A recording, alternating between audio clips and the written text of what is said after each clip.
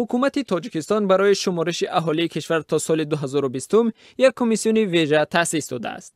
نفوس شماری یک معرکه خیلی پرخرج است و گفته می شود برای گذرانیدن آن در تاجیکستان در سال 2020 بیشتر به 2 میلیون دلار احتیاج دارد.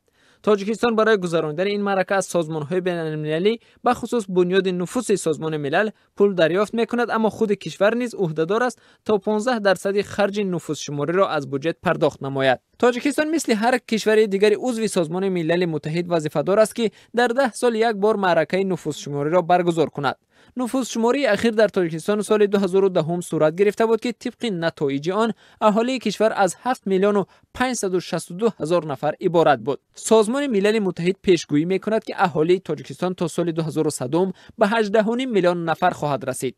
جان ویلماس مدیر بخش نفوس شماری سازمان ملل متحد 2 سال قبل گفته بود بر اساس تولدهای زیاد در افریقا و آسیا در نیمه عصر 21 اهالی جهان 2 میلیارد نفر زیاد می‌شود.